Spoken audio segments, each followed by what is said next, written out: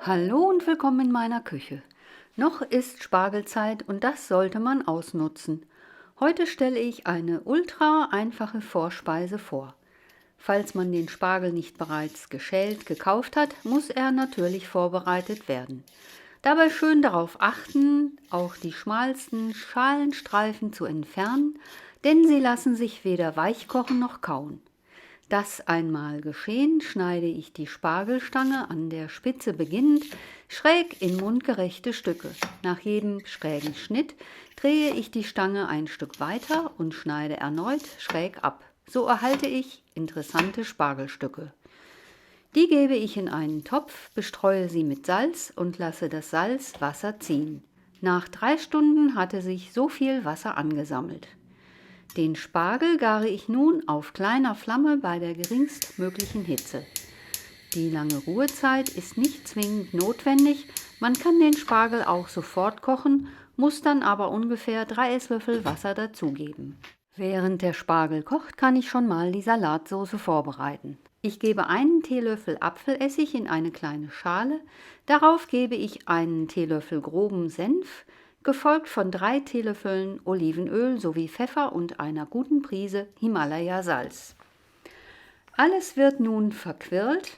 Man kann einen Schneebesen nehmen, aber der Löffel geht auch und man hat später weniger zu spülen. Durch das Verschlagen erhält man eine schöne Emulsion, die zwar nicht stabil ist, sich aber durch erneutes Aufschlagen schnell wieder herstellen lässt. Das Kochwasser des Spargels ist verdampft und ich fülle noch ein klein wenig Wasser nach.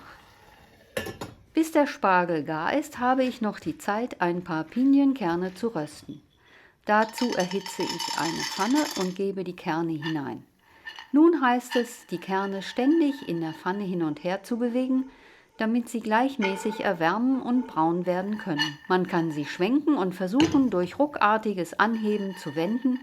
Bei mir hat es aber mit diesen Kernen nicht wirklich gut funktioniert. Zu guter Letzt habe ich mich wieder eines altbewährten Kochlöffels bedient. Das Rösten dauerte bei mir vielleicht 3 bis 4 Minuten. Die Zeit, die ich brauchte, um mir ein Schüsselchen zu greifen, hat auch schon ausgereicht, dass die Kerne so gerade eben nicht angebrannt sind.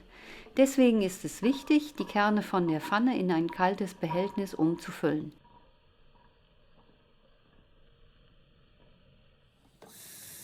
Der Spargel ist gar, zum Abkühlen gebe ich ihn auf einen kleinen Teller.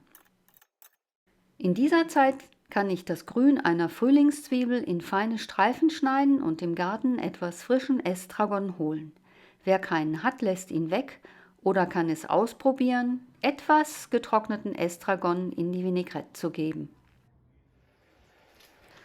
Das war es auch schon mit den Vorbereitungen. Es kann angerichtet werden. Beim Metzger meines Vertrauens habe ich ein wunderbares Roastbeef bekommen. Davon gebe ich 2 Scheiben auf einen Teller. Ich lege sie so, dass sie kleine Falten werfen.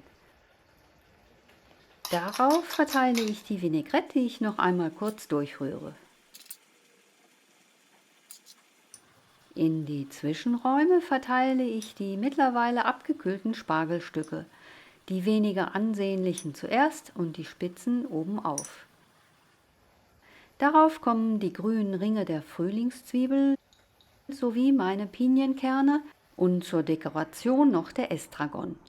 Davon hätte ich ruhig mehr nehmen können, denn er passte geschmacklich sehr gut zu Fleisch und Spargel. Am Tisch habe ich dann noch mit etwas gutem Olivenöl verfeinert. Dieses Essen ist wirklich im Handumdrehen gemacht, lässt sich gut im Vorhinein vorbereiten und ist eine delikate Angelegenheit. Der milde Geschmack des Roastbeefs passt sehr gut zum Geschmack des Spargels und die Senfsoße verleiht allem eine angenehm milde und erfrischende Säure. Ein trockener Weißwein oder ein Schaumwein geben den letzten Schliff. Ich hoffe, ihr nutzt die Spargelzeit, die uns noch bleibt, um dieses Gericht einmal auszuprobieren. Ansonsten müsst ihr wieder 10 bis 11 Monate warten. Dann möchte ich mich an dieser Stelle noch für eure wunderbaren Kommentare bedanken, die ich in der letzten Zeit bekommen habe. Was ihr mir geschrieben habt, berührt mich sehr. Vielen, vielen Dank. Zum Abschluss darf der Hinweis, dass ihr Zutaten und Mengenangaben wie immer unten in der Beschreibung findet, natürlich nicht fehlen. Vor allem aber wünsche ich euch viel Spaß beim Kochen und wie immer guten Appetit.